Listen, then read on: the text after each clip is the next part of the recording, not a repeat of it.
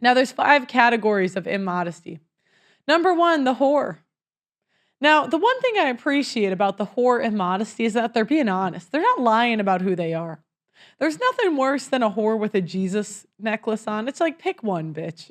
Pick one. You don't get both. 2, the seeking praise status immodesty, the frumpy immodesty, the nonconformist immodesty, and the dressing out of place immodesty. Different types of immodesty. In the Bible, modesty is first and foremost a character of the heart. At its core, modesty is the humble resolve to put God's glory first and love of neighbor second. It's a heart that longs for God to be honored, not oneself. It's a preference for others. This humble heart will shape our actions, whether it's how we dress, speak, or behave. St. Augustine said, modesty in dress, speech, and behavior reflects the soul's reverence for God and awareness of one's place within his order. Immodesty also stems from the heart, revealing itself through our clothing, speech, and conduct. At its root, immodesty is a heart that refuses to put God's glory and love for neighbor first. Instead, it's driven by self-interest. Calvin described the immodest heart as one that seeks attention and glory that rightly belongs to God. It pursues comfort and desires at the expense of others, flaunting itself in various ways. Just as modesty is reflected outwardly, so too is immodesty. It's a display of self in clothing, speech, and conduct. Immodesty can either be intelligent or negligent. Some actively seek attention while others care so little for God's glory, or others comfort that they don't bother to avoid undue attention. 5 categories of immodesty. The whore or slutty immodesty. This is what people typically think of when they hear immodest, asexual provocation. It's clothing designed to attract attention to the body, low-cut tops, short skirts, tight-fitting clothes that draw to the eye. The seeking praise and status immodesty. Scripture speaks directly to this form of immodesty. It's dressing to flaunt status or wealth, a look-at-me attitude that says, see how much better I am. This can involve excessive jewelry, elaborate hairstyles, or an obsession with trends and fads. The desire here is to be seen as part of the elite to gain attention by showcasing beauty, wealth, or popularity. This isn't modest, it's vanity. One may not be merely trying to appear above others to fall into this trap. One also may be longing for the approval and praise of others. How many likes can my Instagram photo get? The frumpy immodesty, seemingly opposite to flaunting wealth and beauty, this is the immodesty of indifference, a disregard for the beauty God has given. It's the neglect of basic self-care, failing to steward one's appearance and refusing to look presentable. Often it's a result of laziness with unkept hair, dirty clothing, and a general disregard for appearance. Some try to suppress their femininity or hide their beauty as much as possible as a response to hurt or abuse. This category also includes a woman who would adopt a butch or a dyke look, dressing to reject feminine beauty altogether. When I said it is the opposite of the first 2 categories, one can be both frumpy and sexually provocative at the same time. How so? A young lady that doesn't bother fixing herself up in the love of comfort and ease wears boxers and a tank top out in public. Her nakedness is on display while also being frumpy. The nonconformist immodesty. This form of immodesty embraces a lifestyle that rejects social standards, often under the guise of authenticity or health consciousness. It's the person for who, example, refuses to wear deodorant and shave their armpits, making their nonconformity known to everyone. This often includes subcultures like goth, where the entire look screams defiance. The aim here is to stand out, to communicate rebellion against the normies. Not all alternative fashions are immodest, but when the intent is to push a blatant FU message to the culture, it reveals a heart bent on drawing attention. But again, this category isn't just for flaming pink-haired feminists. It includes those overly fixated on crunchy fads that they disregard the comfort of those around them. The dressing out of place immodesty. When the nonconformist type intentionally subverts expectations, this category simply doesn't care. It's dressing appropriate for the occasion, like wearing flip-flops and a Hawaiian shirt to a funeral. It's the I never dress up for anything, so why should I dress up for church? It could be the exact opposite extreme as well, showing up overdressed, trying to be the center of attention by standing out. It's the young men dressing like a plantation owner from the 1800s to the college ministry. He even has a pocket watch and a top hat. These are extreme examples. Yes, I know. I have known a man to do that. Other more common examples is wearing pajamas to the grocery store, yoga pants everywhere, but yoga class, and talking really loud in a movie theater. It involves being so out of place that it draws undue attention. Conclusion. Each of these forms of immodesty is a matter of the heart. A modest heart seems to glorify God. It doesn't chase trends, status, or comfort at the expense of others. Modesty honors the body God has given, caring for it with cleanliness and a presentation that reflects God's order. The beauty isn't loud or self-promoting. It's evident a person's conduct and joy in the Lord. True beauty is marked by a quiet, gentle spirit, a heart that doesn't clamor for attention, but radiates God's handiwork. We have a trend of conservative female influencers. And what they have a tendency to do is they want the praise for modesty, and they want to thirst trap while also grifting God. Now, there is a hierarchy of women that tend to be more modest, but as I've said, it's a roll of the dice. There's no guarantees. Christian women that were raised in the church or attended school, religious school, these women tend to be more modest because of their upbringing and Christian cultural values. However, again, no guarantees. It's just, at least somebody said modesty to them at some point in their life. So maybe more of them heard it. So, if you got 10 women from single mother homes, you might get one modest. Maybe there's 3. Okay, 2 women raised in 2-parent households that were church part-timers. Maybe they went to church on Sundays or had Christian principles in the household. These women have a 50-50 shot at being modest through adulthood. The bottom are women that come from single mother homes. These women have no boundaries and usually never have a time where they are modest. They don't even understand the concept because a father isn't there to teach them. Unfortunately, social media has increased the chance of all modern women becoming immodest, but that's a whole other conversation. I want to go back to Calendargate. Now, a year ago, a man named Seth Weathers launched a beer company to give conservatives a way to boycott Bud Light. Now, last year he launched a calendar because he was tired of seeing fat women on calendars. And he wanted to create a conservative calendar that showcased attractive women. Now, I want to show you guys the calendar from last year. Here we have Ashley St. Clair. I fixed it for her. Now, this is a woman that has a child. The challenge we have with these conservative influencer women is many were married, many had children, and they want to grift Christianity while doing slutty things. I would prefer someone to just be an all-out whore than use God to be a whore. I would put the women that use God to be a whore below the women that are just whores. I think they're worse than OnlyFans models. At this point, you might as well just sell your butthole. That's how I see it. And there used to be a time where if she was 20 and doing this picture, I personally would give them more of a pass. Melania Trump, when she was young, she did some modeling, but she understood that when she got married, it was time to put it away. But the challenge we have is women are always trying to get a better option, even if they're married. So, she's not married, but, she's got a kid, so I helped her out. Next, we got Kim Klacek, a married woman. And what they'll do is they'll thirst trap. And as a man, guys, what is the first thing you see in this photo? I'm just being honest here. What is the first thing you notice? What is your attention drawn to? So this woman got really angry last year that I said she was thirst trapping.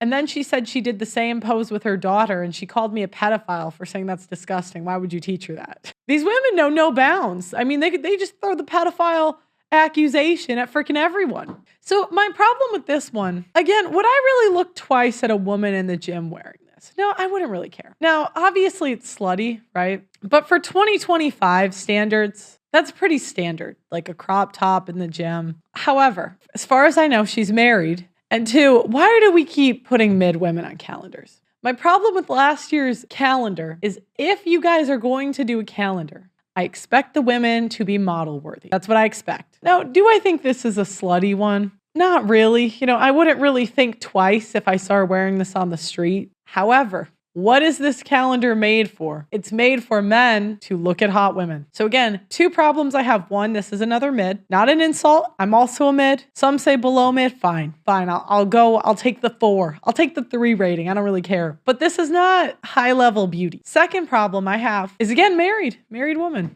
At least Ashley, she kind of went for it, right? She said, I'm going to be a whore. But again, it has a kid. I think this might have been the hottest woman in the calendar. I can't really tell because I don't know what she looks like. But if she was married, mother, she had a husband, I would say inappropriate. Now, I gave Riley Gaines and this girl the most attractive women on this calendar. And the problem with that is they're both 7s. Now, again, I'm not saying I should be in the calendar. I'd like to preface, I do not qualify. Like, the nerve of you, you're not hot enough to be in the calendar either. And I'm like, I know.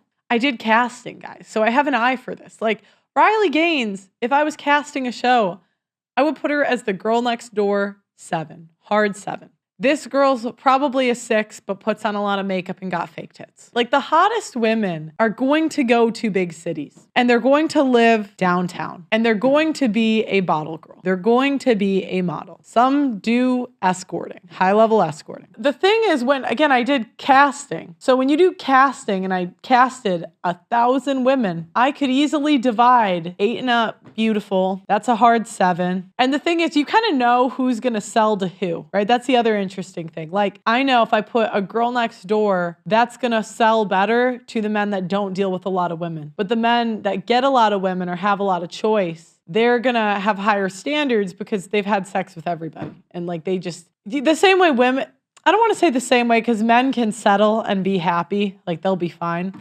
But they're much more picky. Like, the more options a guy has, the pickier he's going to be. And I say this because, I know guys that are pretty good players, and sometimes I'll ask them their perspective on things for the show. It's very helpful.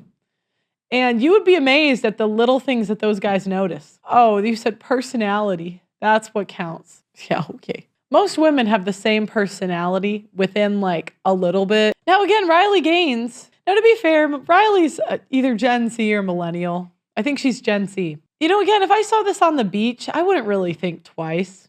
I'm not going to moralize. I'm not really going to care. But again, it's a married woman posing for men that aren't her husband. We're pretty used to this with the advent of Instagram, but this might as well be a dating app profile. And that's normal in 2025 as women with open dating app profiles. Now we have this crazy, I'm a redhead, guys, but this Josie woman is not helping our cause. She freaked out last year because Bryson Gray called this calendar demonic because you see she likes to grift being a Catholic. And whenever anyone points out that her actions are not Catholic, she freaks out. The same way she freaks out if you point out that she does not look like this in real life. She won Catfish of the Year. If she doesn't get her way, she calls everyone pedophiles and obsessed with her. You got to be a lot hotter to get me upset. Like, if I'm going to be obsessed over a woman because of jealousy, I just need someone that's a little bit better looking. Nobody cares about the old single mom, or maybe she's married. I don't care. She doesn't act like it. Again, the ring girl. That's who we're jealous of, Josie. Anyways, I helped her out. So if she wants to grift to the Catholicism, I gave her a knee-length dress, nice sweater there. So now Seth decided to double down this year.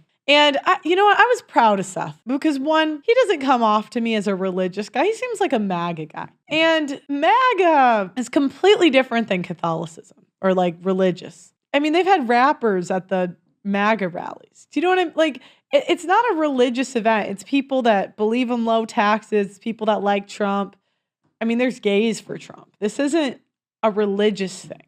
A lot of people try to make the right religious.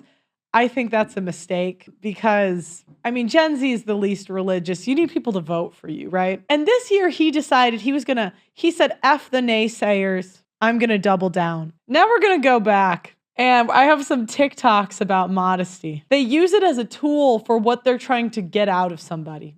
So here we have this woman that showed what she dressed like on her 23rd birthday. Now, what is she trying to get in this picture? She's probably trying to get a baller. Women dress based on what they want. That's why if you want to know if a woman's interested in you, how is she dressed on the date? Is she dressed like this or dressed like something else? Not interested. If it's going to be number 2, I'm going to show you guys. Oh, wait, I think I got to take out the sound so I don't get copyright. 24th birthday. 25th birthday, shapeshifters. And this is what they do. I can already hear these ladies in my head. They would gaslight me. I would say, that shirt's kind of tight. And they say, what about you, pervert? I have eyes. But yeah, so if this woman shows up on a date with you like this, she's not interested. She views you as a provider, right? The first half, she was looking for the bad boy. Now she's looking for a provider. And we'll see who steps up to the plate. Maybe someone in my chat, I don't know, DM her. Next, we got a wife showing how modestly she dresses, but really, she looks like a grandmother. And she's posting it on social media. You know, it takes the modesty kind of takes away from you if you're drawing attention to you dressing modestly. Do you know what I mean? It's like the people that do good things and then video themselves doing good things. It kind of takes it away. And in my opinion, if she's dressed like this, it's just for a different, it's for the worship me attention, because this is clearly not normal unless she lives in some sort of near Amish community. If she does, okay, I'll give it to you. But this isn't like a normal thing to wear. I want to virtue signal modesty and have me be the center of attention. Unless she's Amish, I'll give her the Amish, okay? And this is an account showing how you can slay modestly. Now, I don't know, does one counter the other? Am I crazy for thinking those are contradictory? So again, was she dressing this way at 22? No. 18? No. But when the clothes switch, that's when you see them going for the providers. People see clothes as a testament to one's character. And I don't really see it that way. I see it as a signal of what the woman wants. But I know there's a simp in the chat that's going to die on the hill. She's modest. She's modest. I played volleyball, guys. I'm not the morality police out here. What annoys me, whore or trad? Which one are you? You don't get to be both, okay? This is what deters people from church, because they'll be like, we got to see it from the behavior, right? She's sexy modest. Proof that being modest isn't boring. I mean, all this is high-waisted clothes, tight jeans. I mean, I don't know. This just looks like a normal outfit to me. Like, I don't see this and see modest. It just looks like, I mean, I'm from Chicago. That's just what we wear. It's not bad, right? But we're giving this girl too much credit. Modesty can still slay. Another high-waisted. I mean, you guys realize, I think she's an ass girl. And the reason I think that is because women, we're only as modest as good looking we are. So usually if she was a boob girl, it'd be like a tight shirt. But because it's tight pants, she's not going to show it on camera. But what she'll do is she'll do the plausible deniability and pretend she's not, but she is. Totally okay. I'm not saying it's right or wrong. Yeah, that's what it is. If she had D cups, it would be a too tight t-shirt. Like, that's what it would be. Yeah, see, there you go. It's like the subtle butt. It's like they want me to pretend like I don't see this. I don't want it to come off like I'm going to see this woman walking in public and be offended. I don't care. It's the virtue signaling for me. And the simps, the simps will come in and defend it to the grave. She's not doing anything. And I want to say this in the nicest way possible. When you guys talk sometimes about your ex-wives bamboozling you, you guys say things like that. And I think, well, I'm not surprised. It's like the woman that gets robbed that believes scammers that call her. Do you know what I mean? Like, she'll say, oh, there's some Nigerian prince I have to save and send money to. And you're like, and you don't want to say that you deserve it, because you don't. That's a terrible thing to do. But you're like, what do you expect? And to be fair, some guys, there's no way in hell the woman was a shapeshifter. But it's just when I hear these type of comments, I'm like, what? Modesty. Once you start understanding the beauty of modesty, there is no... Okay, so again, she's saying the beauty of modesty, but you have a face of makeup caked on, and I'm pretty sure that's fake hair. Going back. So she's going to do this because she's got a strong face card. So it's like very convenient, right? So it's like she's probably flat both ways, so she can cover it up. It doesn't really hurt her. She's got a strong face card, strong hair, good hair. That's what she's going to appeal to, and that's what she's drawing attention to. Okay, guys, let me know what you think in the comments. Make sure you like the video on your way out and subscribe to the channel. And if you guys want, go get a yearly membership. It helps sponsor the show. And I will see you guys tomorrow. Bye.